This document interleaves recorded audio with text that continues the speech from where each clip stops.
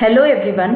Today I will update you all regarding the recent changes made in GST rules. ये changes basically are in relation to GST registration procedure. तो इन changes को समझने से पहले एक rough idea GST registration process के बारे में हम समझ लेते हैं. GST registration process क्या होता है? GST registration में ये होता है कि आप पोर्टल पे अपनी जो भी रिक्वायर्ड डिटेल्स होती है फॉर्म में उसको सबमिट करोगे. फिर डिपार्टमेंट वेरीफाई करेगा आपके एप्लीकेशन को. डेफिशिएंसी होगी तो आपको नोटिस देगा और आप उस नोटिस का रिप्लाई दोगे और depending on your clarification reply और whatever your GST registration will be approved और रिजेक्टेड. तो अब ये जो नोटिस डिपार्टमेंट दे सकता है आपके एप्लीकेशन सबमिट करने के बाद, इसके लिए एक टाइम लिमिट दी गई है. ऐसा नहीं है कि फॉर एवर डिपार्टमेंट आपके एप्लीकेशन को पेंडिंग रख देगा. तो ये जो टाइम था ये पहले 3 डेज का टाइम था कि within 3 working days of submission और application for GST registration department को नोटिस देना पड़ेगा. इसमें अब एक चेंज आया.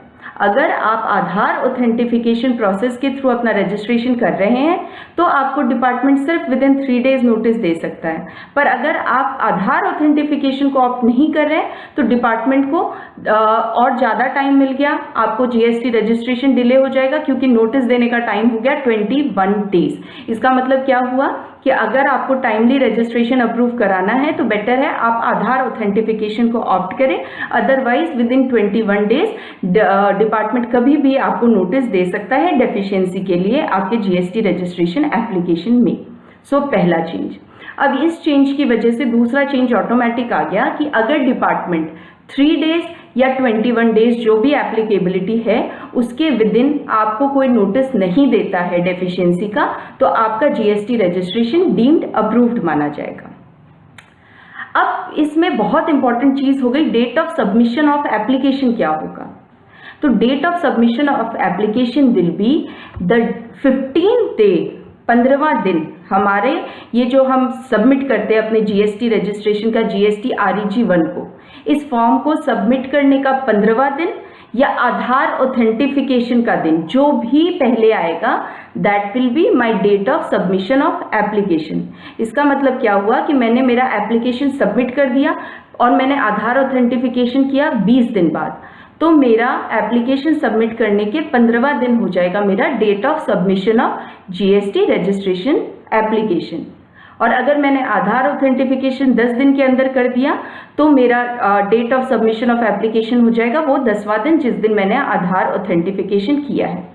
आधार ऑथेंटिफिकेशन के लिए अभी बहुत ही सिस्टम बहुत ज़्यादा डिफिकल्ट नहीं है. जब आप अपना एप्लीकेशन सबमिट करोगे तो आपके जो रजिस्टर्ड ईमेल आईडी है और मोबाइल नंबर है उस पर लिंक चला जाएगा आधार ऑथेंटिफिकेशन का, और आप जैसे ही उस लिंक पे क्लिक करेंगे तो that will take you to the place from where you need to do your Aadhaar authentication procedure complete. उसमें आप आधार नंबर डालेंगे और आधार नंबर के जो भी मोबाइल लिंक है उसमें OTP आएगा, वो OTP डालेंगे और आपका आधार ऑथेंटिकेट हो जाएगा. So this is not a very cumbersome procedure. I'll prefer that you all do your GST registration through Aadhaar only, क्योंकि उसमें टाइम कम लगेगा, क्योंकि 21 दिन का टाइम बहुत होता है in comparison to 3 days time. और फिर अब जो नेक्स्ट चेंज है वो इसमें आया है कि पहले क्या था कि अगर आप आधार ऑथेंटिफिकेशन नहीं कर रहे तो डिपार्टमेंट आपका प्लेस ऑफ बिजनेस को वेरीफाई करने के लिए फिजिकल वेरिफिकेशन करता था. बट अब जॉइंट कमिश्नर की परमिशन से ये ऑप्शन है प्रॉपर ऑफिसर्स के पास कि वो आपसे रीजनेबल डॉक्यूमेंट डिमांड करके और आपका रजिस्ट्रेशन और प्लेस ऑफ बिजनेस ओके करके रजिस्ट्रेशन अप्रूव करते हैं. So these are all the changes that are recent changes that have come in GST rules, and these will be applicable from 21st of August 2020. I hope you all are clear with the changes. Thank you so much.